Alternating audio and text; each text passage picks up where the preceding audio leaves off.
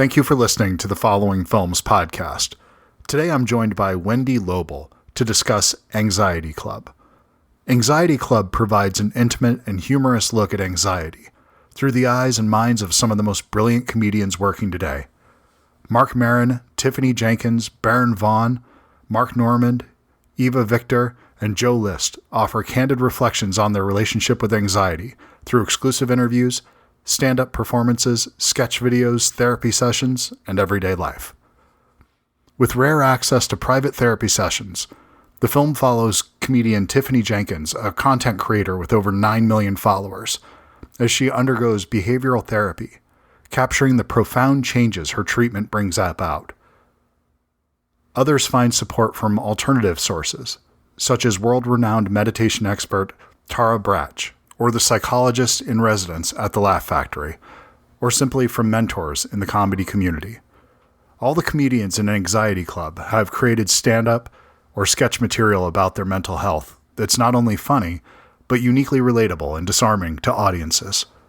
With comedy, vulnerability, and honesty, these comedians provide remarkable insight to anxiety, the most prevalent mental health disorder affecting an estimated 300 million people worldwide. Today's episode of the Following Films podcast is brought to you by Universal Pictures' How to Train Your Dragon. The film is currently available on digital, DVD, Blu-ray, and 4K UHD. If you would like to win a free copy of the 4K disc, just send an email with your mailing address to editor@followingfilms.com with the subject line, "I can train your dragon." Winners will be selected at random and receive notification by August 31st. Now on to my conversation with Wendy. Anxiety Club will be available on digital August 15th. I hope you enjoy the show. Thanks.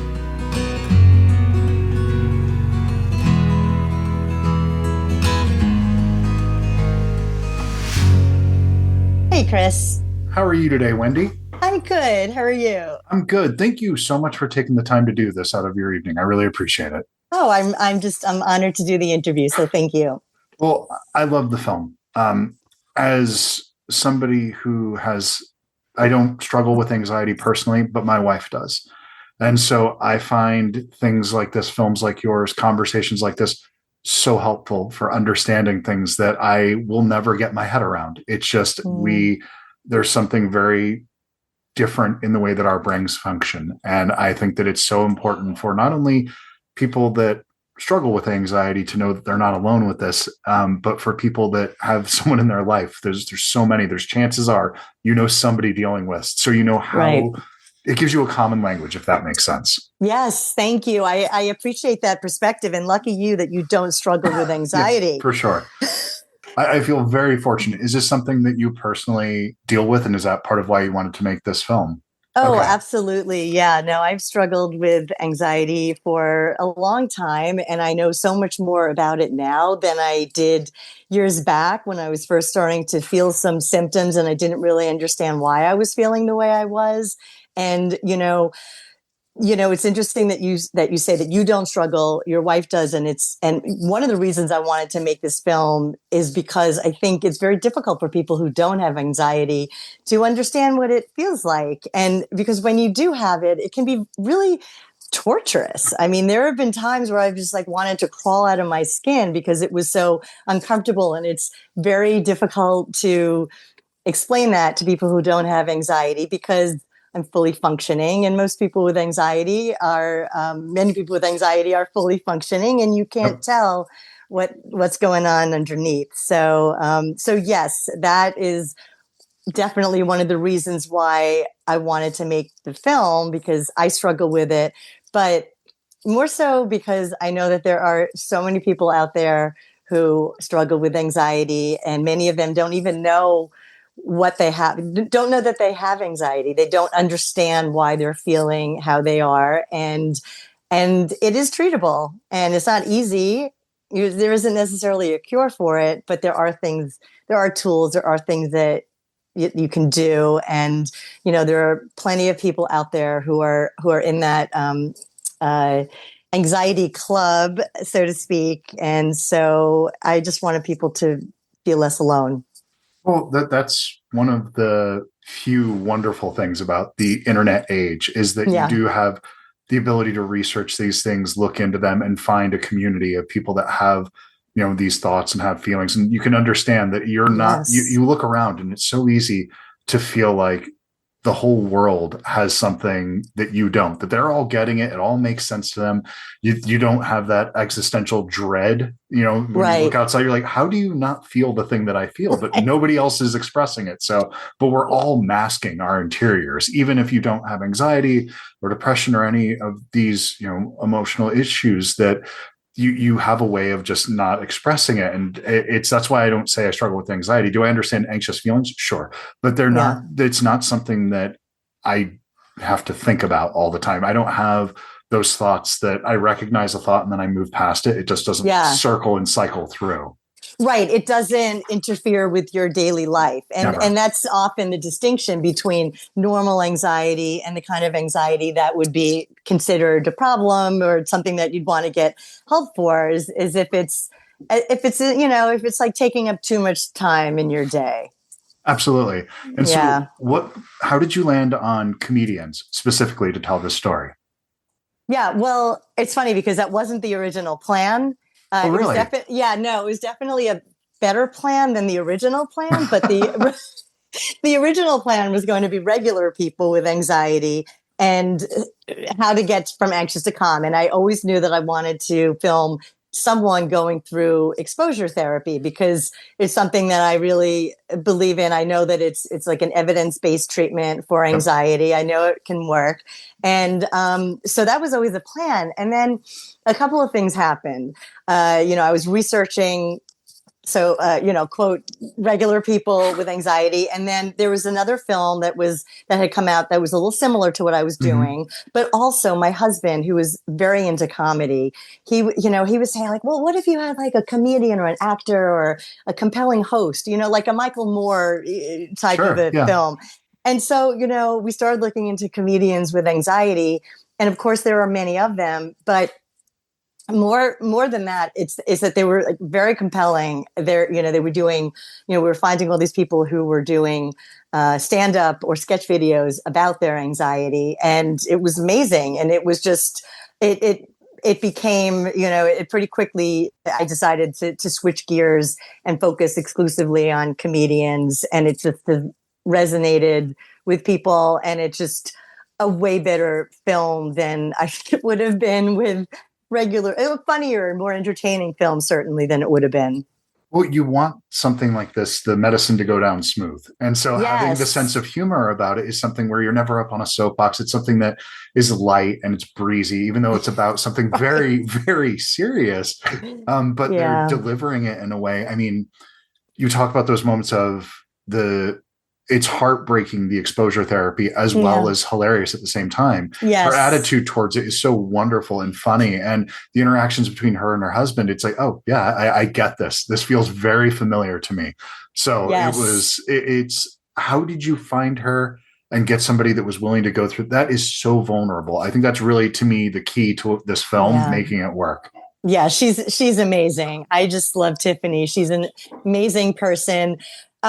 So one of my colleagues, Janelle Draper, who happens to be a Mhm. comedian, we were both like looking for people, somebody who might be at that point in their lives where they were thinking about doing this kind of this kind of therapy, and would be comfortable being filmed doing it, which not many people would. No.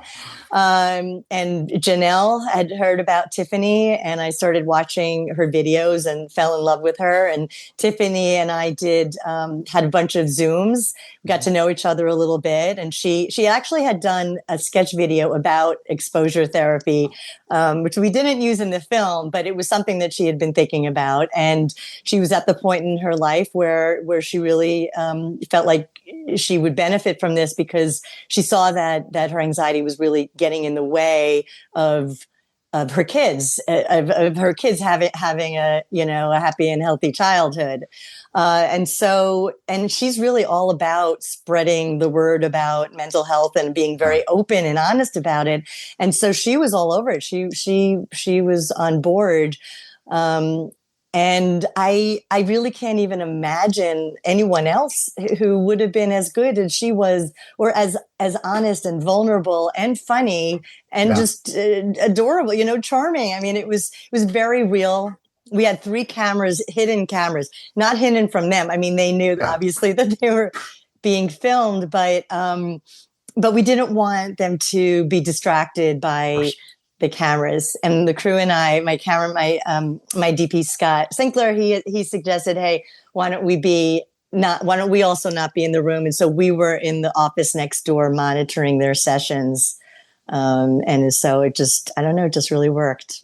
Well, and there's also the moment with Tiffany where she's sitting in her picturesque, beautiful neighborhood with her family and they're Yeah, playing in the street. And it's something that you would say, this is the thing that idyllic. everybody wants. Exactly. It's idyllic. And then, but her panic, her anxiety is taking over and she's not allowed to enjoy this moment and Yeah, enjoy really all the things she's worked so hard to get. That you can see her, she's built a really wonderful, beautiful life, but then it's just this thing inside of her yeah. that's, if it's a different person though, I don't know if you could, it would be, I don't want to use the word tolerable. That's not right, but it would be really difficult to spend time with certain people going through that. Yeah. She's so damn charming though, that she wins you over immediately and you Yes. feel empathy for her right away. It's not something where like, just let it go. It's just, you feel for her, if Right. that makes sense. Oh, completely. It Okay. makes sense. And that was really important because otherwise I think because of who she is and how she expresses herself,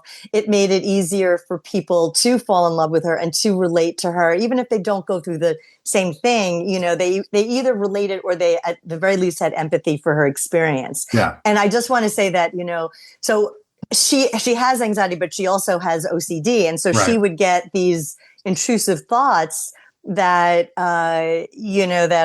were very difficult for her to have, and where she would really feel like she could like imagine these bad things happening to her kids in a way, like watching a movie, and it felt very, very real to her. And so so you look at this idyllic street and kids playing and dogs barking, and meantime what's going on in her head and her body is a very different scene.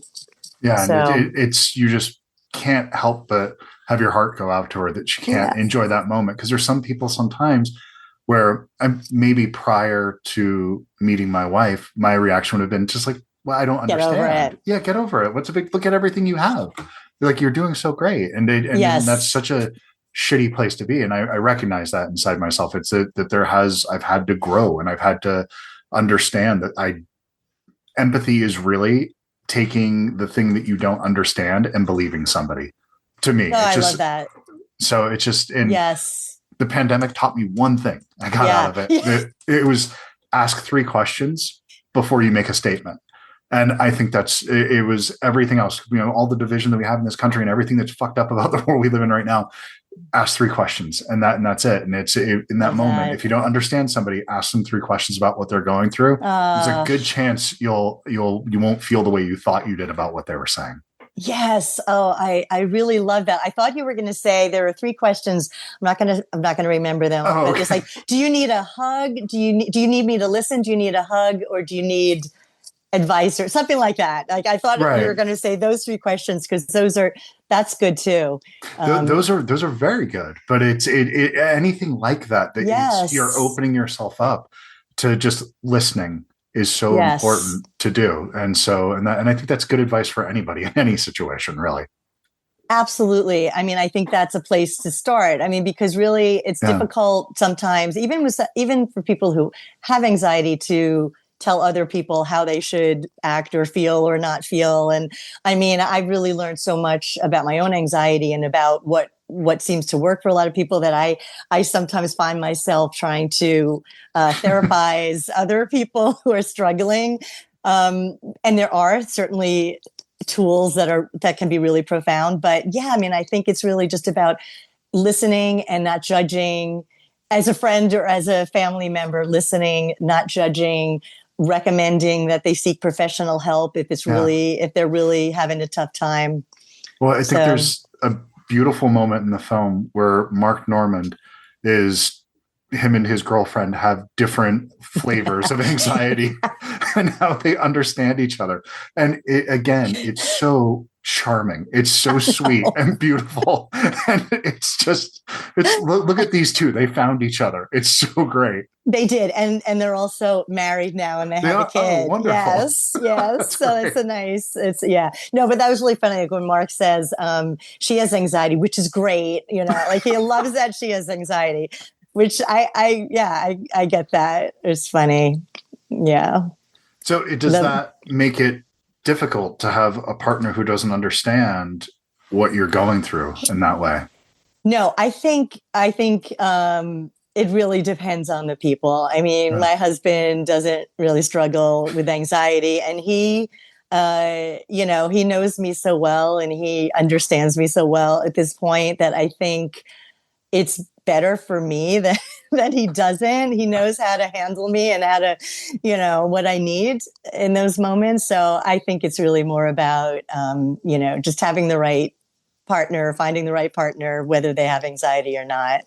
Well, there's certain things we need to balance in each other in a Yes. partnership where if you have two people that are utter dreamers, that might not work out so well because Right. you're going to have a great vacation, but you're going to end up broke. But if you have two people that are too pragmatic, you're never going to go anywhere. So it's finding that balance that I think is super important.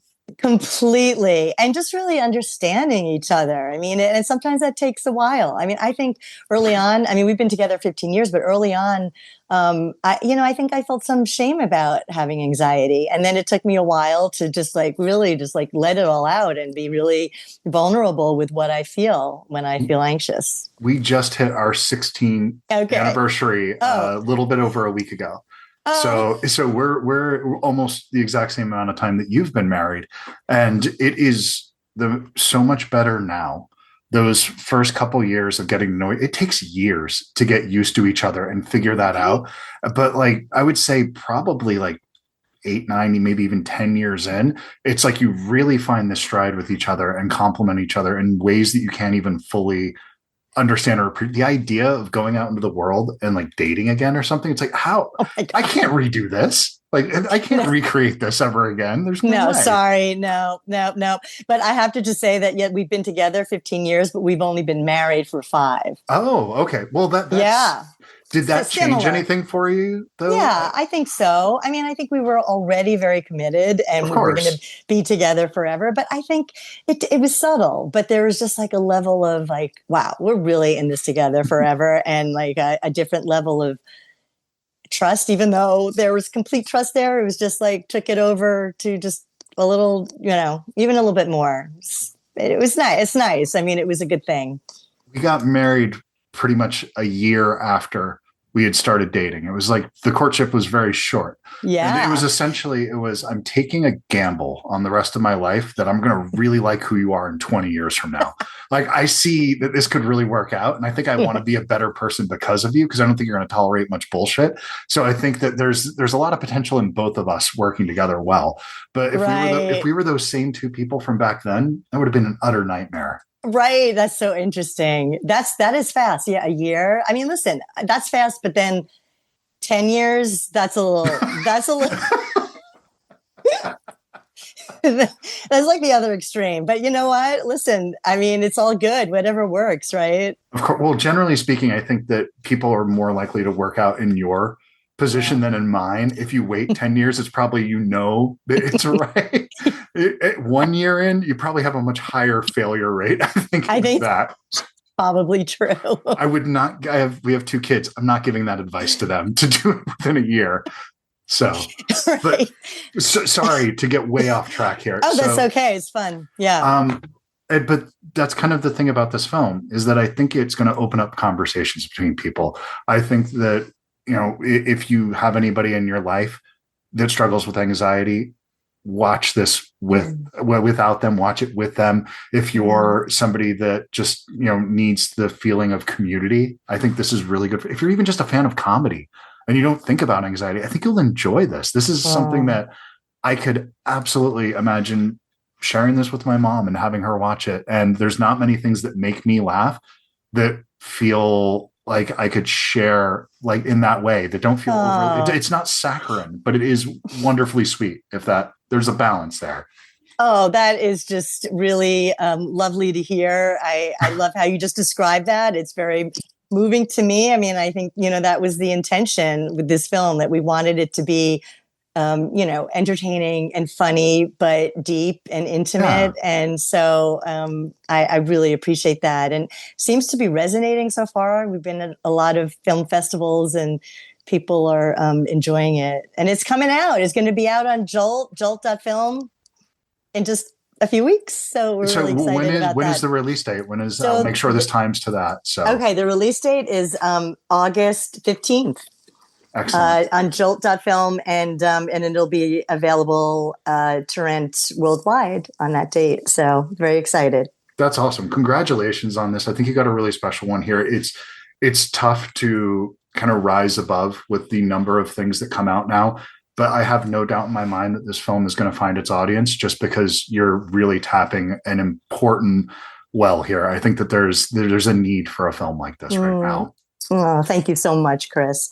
That means a lot to me. Of course. No. Thank you for taking the time. It was great to meet you, Wendy. I really appreciate it. And thank you for really just making me feel pretty damn good last night. So thank you for a good time at the movies. Thank you. Appreciate it. Years gone, and what do we have to show?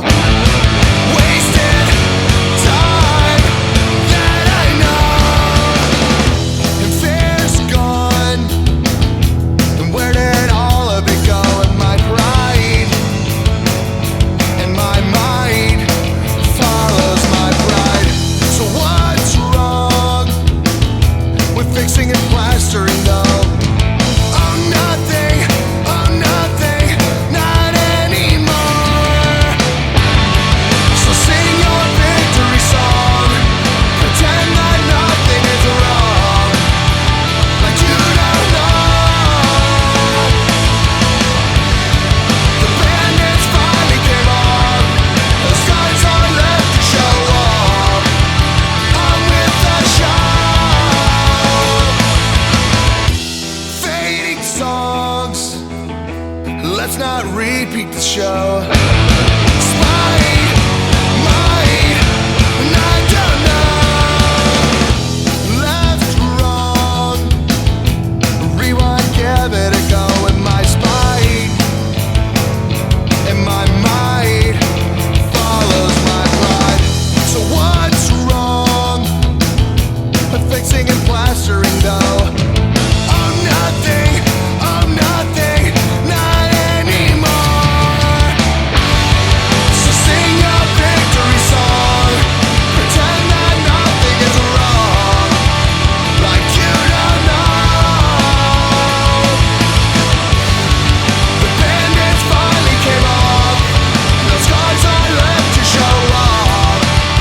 On with the show.